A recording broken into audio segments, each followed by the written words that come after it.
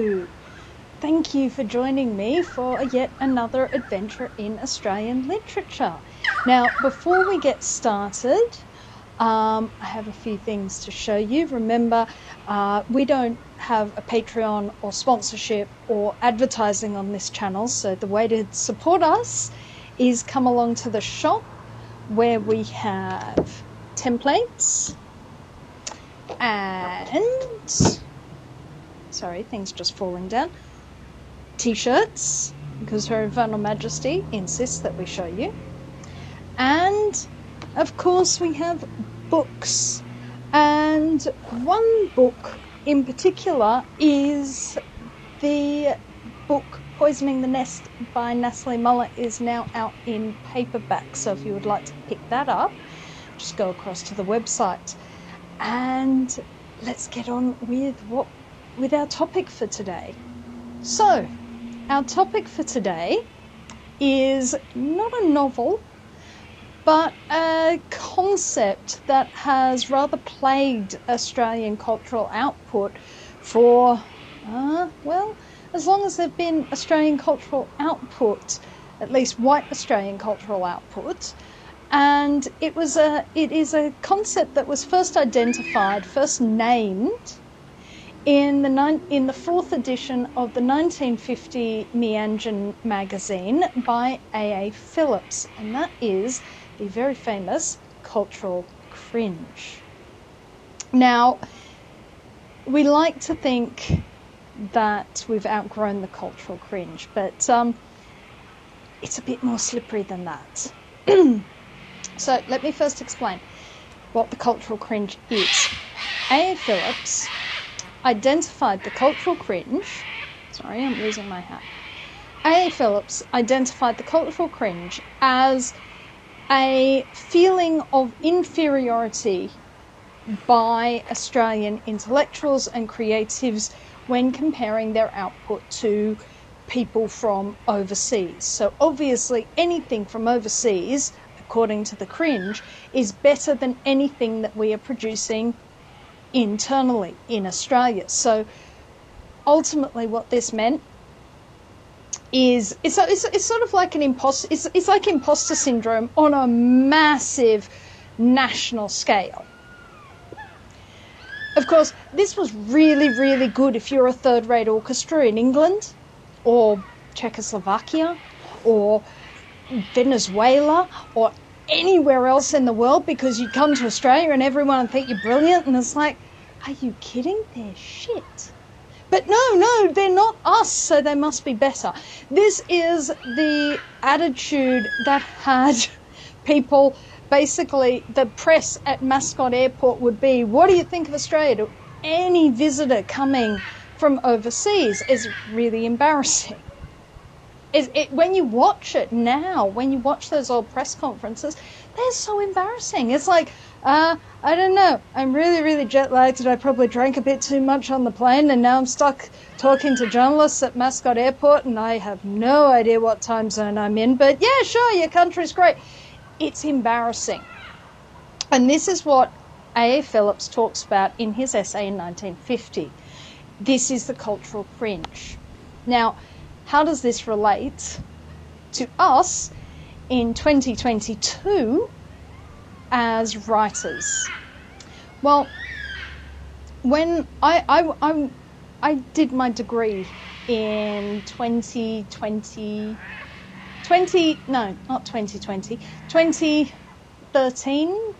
2014. That was when I was doing it. I did my master's in writing. And one thing that I discovered while I was doing my master's in writing was actually Australian literature. So I have not been reading this stuff for very long. It's a new thing that I've discovered in the past, 10 years, roughly. It's not something that I hugely grew up on. Until I discovered the books, which were hard to get, I hadn't really seen much in terms of Australianness. I had the magic pudding as a child. I had Blinky Bell and Snugglepot and Cuddle Pie like every Australian kid. I mean, everyone has those. But when it came to getting Australian books, there was like, oh, there's Banjo Paterson and Henry Lawson. Well, that's blokes in the bush. And then there's, oh, look, there's Tim Winton. And look, no shade on Tim Winton. We will do, I think I've talked about Tim Winton. We did In the Winter Dark. I'm not a big fan of Tim Winton, but that was just blokes at the beach. And the other one that I had managed to get a hold of was Richard Flanagan, which is just blokes in the bush again. We will do some Richard Flanagan. I mean, no shade to Richard Flanagan. He's good. But they didn't speak to me as Australian. And so I just assumed, because I couldn't get it, that there wasn't anything that could speak to me as an Australian, to my experience as an Australian.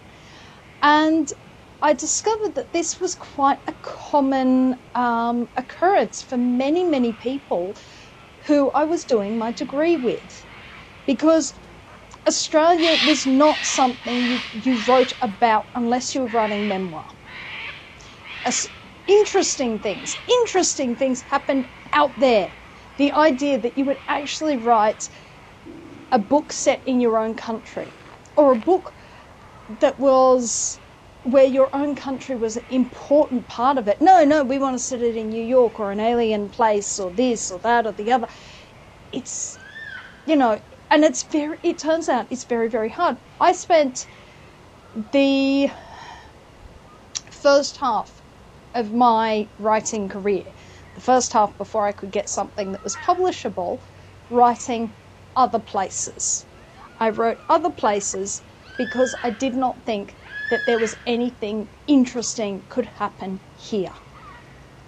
Because no one had bothered to teach me how to write my own country. Now, what that does is it meant that I devalued my own country as a place that I could feasibly write about. I also was denied, because it was not considered a worthy thing to write about. And this is something Geordie Williamson talks about in his book The Burning Libraries, about the fact that Australia, and this is a result of the cultural cringe, Australian publishing allows our books to go out of print very easily. It's very hard if you don't have a book whisperer, okay? If you don't have a book whisperer to say, hey, this writer's really important, or this writer's really important, try and find this. Hey, I found this in a secondhand bookshop. It's literally that hard to find. Previously, how to get the books. The books just were not available. I think if anyone has paid any attention to these videos, one thing you may notice is almost all the videos that I have done, almost all the books that I have done, are text publishing books, because that's how I found the books. I found the books because somebody in Australian publishing, we can't expect that foreign publishing houses are going to value our voices, okay? And that allows the cringe to go, because, oh, we're not seeing it coming out of the big foreign-owned publishing houses, so therefore it can't be valuable. Well, actually, we need to value it first for ourselves. We need to talk to ourselves, not have somebody else talk to us. But started printing the books. Much the same way that you have Penguin Classics, you have Text Classics, and they're Australian and actually also New Zealand writers. And what this means is that someone like me, who didn't have a book whisperer, suddenly got the option of getting books. This brings me to the second part of the cultural cringe. Now, if the cultural cringe that Phillips describes in 1950 is one of inferiority, of fear, of not being as good, one thing that you notice is among younger writers is just that dismissiveness. It's a cultural cringe, but it's a cringe of ignorance. It's, oh no, we don't do anything good. And this is really interesting because Australia has, one of the strengths of Australian literature is we don't have a canon. There is no list of great Australian novels that you need to read. We don't have a Faulkner and a Fitzgerald and a Hemingway. You don't have to read Dickens. You don't have to read Austen to understand the Australian novel. You can pick it up anywhere you want. You can read whatever you want. I found that when I started reading Australian novels, although I've expanded out from this, my initial criteria was I want female protagonists and I want urban. Turns out we have enough writers and enough books that I could read female protagonists and urban and 20th century without any issue, because I wanted to see my life reflected, not the men's lives. That's not to say that that's not interesting, but frankly, I hadn't seen my life. I hadn't seen urban women reflected anywhere.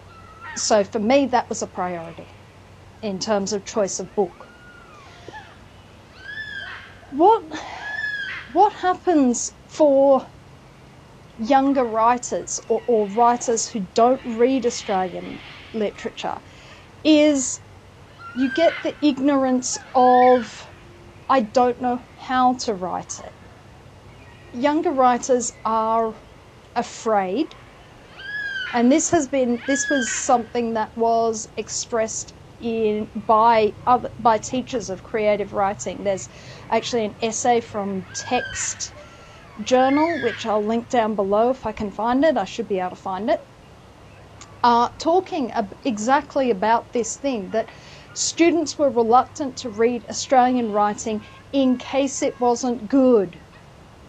In case, because there is no canon, because there is no, you must read this to understand Australian writing, they were afraid of reading someone who was lesser.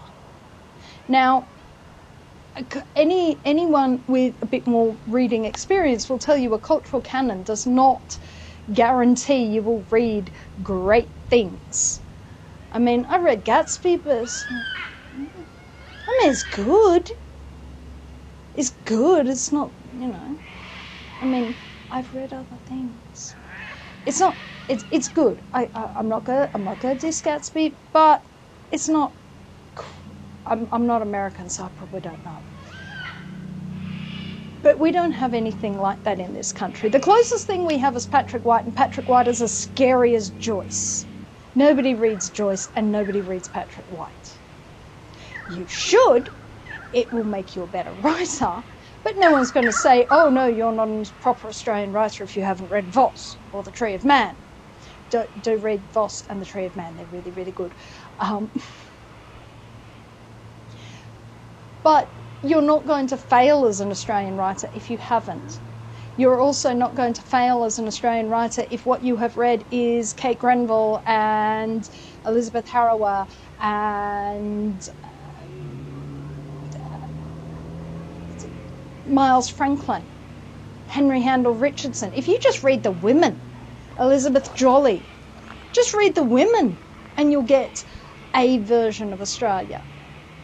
Okay? But one thing that it becomes very, very clear is you can tell when a writer doesn't read Australia. Because if you have a look at my video on lessons I learnt from Patrick White, those are not just lessons that I learnt from Patrick White, although they come through very, very strongly in Patrick White. They are things that come through very, very strongly across all Australian writers. There is variation. There are differences, everyone has their own voice, but there are certain things that make Australian writing Australian.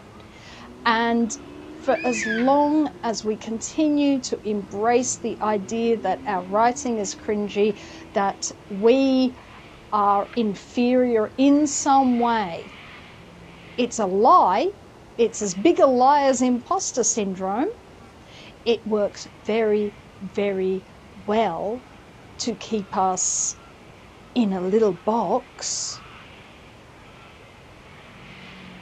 But it's not true. We have a very rich and diverse culture. It's not just, we are not just reducible down to tourism slogans and, you know, lazy stereotypes. And when we read our books, when we engage with our culture, we understand that. And so, even though it was written in 1950, even though the cultural cringe is something that we continually think that we have slothed off and finally got rid of, unfortunately it keeps dragging along like toilet paper in the bottom of your trouser leg, hardly to be shook off. And it's about time that we did. It's about time somebody said, look, your skirt's stuck up in your knickers. Just, you know, down. Because until we do that, until we get rid of this thing, it's going to be very hard to right ourselves. And if we can't right ourselves, we can't know ourselves. And if we don't know ourselves, then who are we? So, the cultural cringe, something that I think we ought to say goodbye to in this part of the 21st century. Let's not bring it into a third century. Okay, so until we meet again, I'll see you later. Bye-bye. If you would like to support this channel, come across to the Black Cockie Press website, www.blackcockiepress.com.au, where you will find books and other writing services to help with your writing.